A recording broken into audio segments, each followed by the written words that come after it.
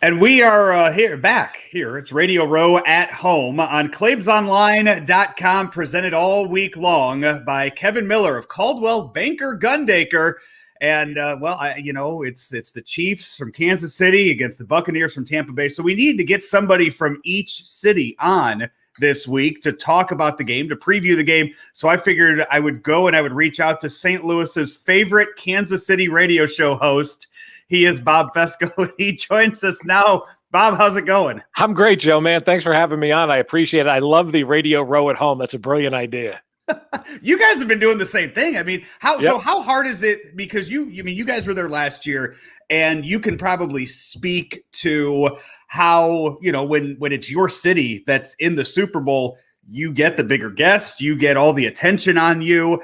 So you were there last year for it in Miami. How different has it been doing it this year, the way that everybody's doing it this year? Well, and I think that's the key. Everybody's doing it this way this year. There's very few people down in Tampa. And before we started, I said, I don't even know what the reason is to go to Tampa this year. Nobody's down there. All the guests are virtual. The teams, save the Buccaneers, obviously, because they're down there, but the Chiefs aren't going down until Saturday. It's like, it's an away game this year. That's kind of how everybody's looking at it. But everybody's embraced the kind of Radio Row at home thing with the technology that we have today. It's actually been fantastic. It allows you to do a lot more. It allows you to have probably more guests on because you're not, confined to that just live spot that you're on the air. So you get the opportunity to do so much more. And like I said, everybody's participating in it. Everybody's buying in. And I think everybody's having fun with it too. I haven't heard any stories yet, but I'm sure there's a media relation guy somewhere who just ended a call because the host was going too long, and they don't have to get up and move from table to table this year, so they could just quickly hit end and cut it off. I haven't heard a story about that, but I imagine one has to be coming. Well, I'm sure it's coming. And as you know, you get later in the week, the bigger name guests, they got more bookings. There are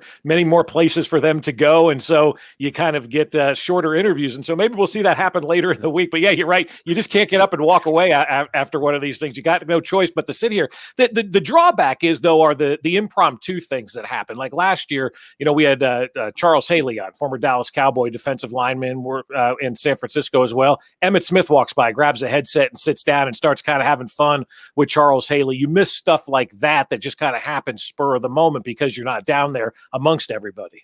Oh yeah, absolutely. I mean, the stories of things like that are definitely ones that we're going to be missing this year. So let's talk about the Chiefs. I know that you are a huge proponent for the hometown teams there in Kansas City, and I know how excited you must be for a opportunity to win back-to-back Super Bowls.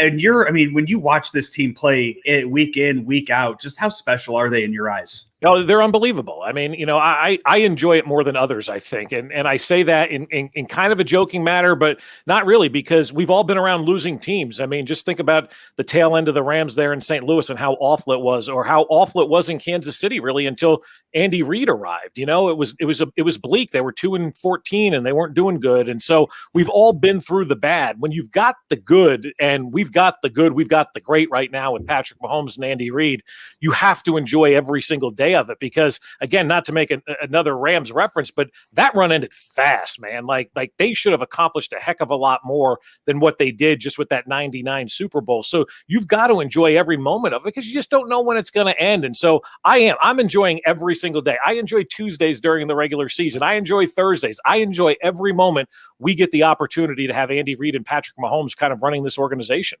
Yeah, it's an interesting point that you make about how fast it can end. I think I don't know who it was that tweeted it out the other day, but what was it, 5 years ago? It was the Legion of Boom, the Seattle Seahawks defense. And I mean, how many of those guys are still in the league? I don't think any of them are still on the Seahawks, but it was the next big thing. And then it just came to an end. Or you look at past Super Bowls. I mean, the Carolina Panthers have been in a Super Bowl within the past 5 years with Cam Newton as their quarterback. Matt Ryan almost won a Super Bowl a few years ago. And they're irrelevant now in the NFL. So Patrick Mahomes now has led the Chiefs to 2 straight Super Bowls. He was 1 win away 3 years ago. I mean, this could be 3 straight years we're talking about.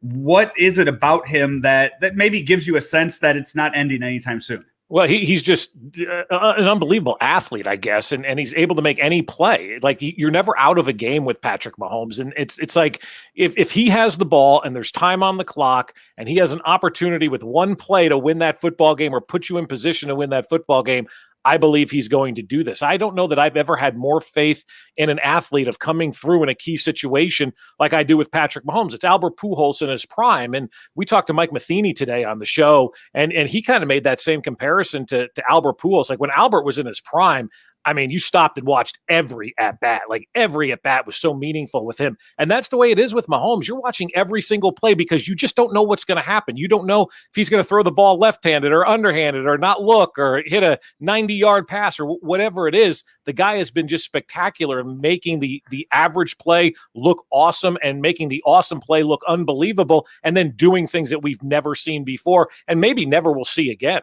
What year were you in St. Louis? 07 to 2010. Okay, so you weren't there. You watched The Greatest Show on Turf from Kansas City. But yeah. I mean, when you look at how fast this offense can just flip the field for the Chiefs, and they just score so fast. What are some of the differences, similarities that you see between that and some of the great offenses that we have seen over the last 20 years of the NFL? Well, the big difference is the Rams have 5 Hall of Famers. The Chiefs don't have 5 Hall of Famers quite yet, on their roster. And, that Rams team just felt like watching the same thing. You could score from anywhere on the field. I mean, like Kurt Warner comes in out of nowhere, right? And Patrick Mahomes kind of came in out of nowhere. The Chiefs traded up for him. He sat out a year. A lot of people didn't expect him to be a good NFL quarterback because he played at Texas Tech and, never took a snap under center or anything like that and was so unorthodox. So he kind of came out of nowhere when the Chiefs traded up to number 10 to go up and get him. And so you kind of had 2 unknown quarterbacks. You didn't know what to expect. After Kurt Warner's first game in 99, you probably went, oh my gosh, we've got something here. And that's the way it was for Mahomes. Like they made immediate impacts right away on their team. I think they're both great leaders. The Rams, obviously, with Isaac Bruce and Torrey Holt were phenomenal at the wide receiver spot. We've got Tyreek Hill and Travis Kelce here. And I think when you have those 2 guys that can make just about any play, it's very similar. Even though Travis isn't technically a wide receiver, hell, he led the league in receiving almost this year. So you got to count him as a wide receiver. The one thing that I think the Rams had that was obviously better than what we have here in Kansas City right now was Marshall Faulk. And that guy being a difference maker out of the backfield. And the Chiefs have never really had a big money running back when Patrick Mahomes was here as the quarterback. Jamal Charles was already out, and Clyde Edwards-Helaire is just coming in right now, but he's a rookie, and so the sky's still the limit for him. But having that Marshall Faulk, I think, was the one that really galvanized everything. The coaching staff for the Chiefs is so interesting because you're led by Andy Reid, who will be a Hall of Famer, and when it's all said and done. But when you look at the coordinators on both sides, we'll get to Bieniemy in a second, but how much are you guys playing in? How much are you guys talking about the storyline of Spags as a defensive coordinator going against Tom Brady in the Super Bowl yet again? Yeah, he's Tom Brady's kryptonite. I mean, there's just no other way to look at it. In the last 4 matchups, Steve Spagnuolo's 3-1, and obviously he didn't have in St. Louis what it took to be a good head coach. And some people just don't have the ability or the want to or whatever it is to be a head football coach in this league.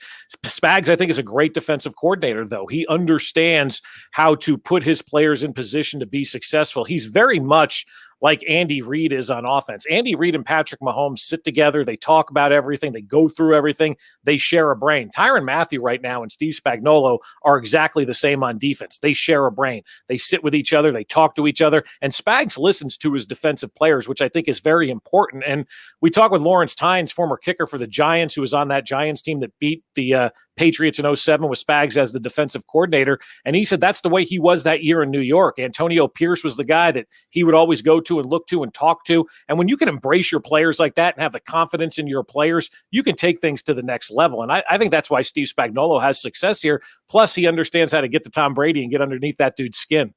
Do you think, though, that's something that Tom Brady over the years can get over come Sunday?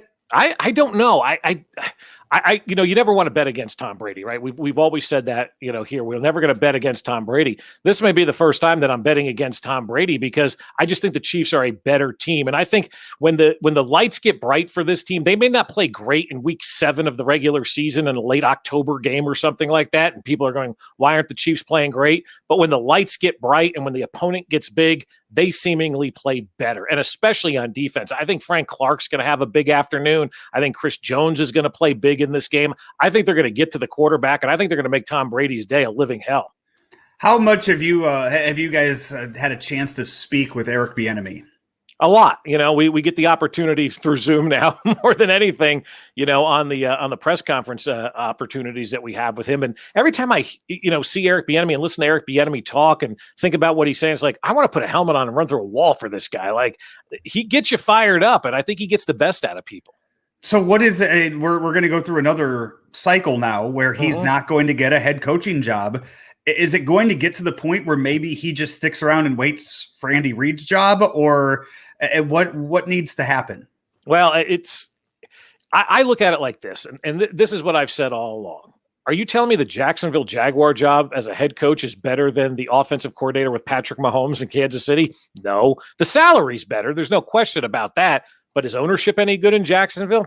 Probably not. Houston, what a dumpster fire that is down there. Do you want to go work for owners that don't have a control of their organization? Probably not. I don't believe there are a lot of jobs out there right now that are better than what Eric Bieniemy has right now as the offensive coordinator of the Chiefs. No pressure on him. Nobody ever says he's not going to call a bad game. Anything that goes wrong, Andy Reid takes the blame for it. And everything's going right now in Kansas City with the offense. So why would you want to go to Houston and you don't even know who your quarterback is going to be? Or Jacksonville, you don't know who your quarterback is going to be when you can stay here in Kansas City, continue to collect Super Bowl rings, continue to build up your resume. Maybe you do take over for Andy Reid when it's all said and done, or maybe somebody else retires and a much better job comes open than some of these Jets jobs that are open every third year or something like that. All right, we've talked enough Chiefs. We've talked enough Kansas City. Bob, I need your thoughts on the trade the Cardinals just made the other day to go out and get Nolan Arenado. I love it. It's a typical Cardinal trade, man. It's like, just when you think nothing's going to happen, they go out and pull an amazing trade out. And I mean, how could you not love that trade as a Cardinal fan? You give up, 5 prospects that nobody will ever hear from again, and you get Nolan Arenado, one of the best third basemen who wants to be there, who's a winner, who's a stud. I love that move for St. Louis. I think it's fantastic. It's going to keep tipping that I-70 series this way, though. Yeah, maybe so. We'll see, though. I mean, the Royals are coming fast, man. They may not make the playoffs this year, but they're coming fast. They're going to have some pitching in the next couple of years that people are going to look at and go, where did that come from? And so I think quietly they're going to sneak up on a lot of people this year. When you talked to Matheny this morning, did you happen to mention what he's willing to give up to take Matt Carpenter's contract on? I think the Royals are done spending. The owner spent $1 billion on the franchise and hasn't sold one ticket yet, and still went out this offseason and spent, I don't know, $25-30 million on free agents and things like that. I mean, it's crazy when you think about it that they bought that team in November. The pandemic hits. They've not sold one ticket or made one dime, and they're still going out there and spending money. So I'd like to see what happens with a real season of new ownership here in Kansas City. I'm going to guess that you have the Chiefs winning on Sunday. Tell me what score you think it's going to be and how you think that game's going to go. Every week I predict they win 38-2. I'm not going to stop now. 38-2, they win the game. I haven't been right yet, but why not take another chance on it? I think they're going to come in possessed. I really think Patrick Mahomes, this is going to be a statement game for him. A lot of people are saying he has to win this game or he'll never catch Tom Brady because Tom Brady will always have scoreboard. Mahomes has really never let a guy beat him twice. When he loses, he comes back and finds a way to beat you. Tom Brady is the only loss he has into the playoffs. I think they come out there and they avenge that one and they take care of business. And I think they win by double digits, honestly. Bob, thank you so much, man. I appreciate it. And maybe we'll see you again next year in LA. Yeah, you got it, Joe. Thanks for having me.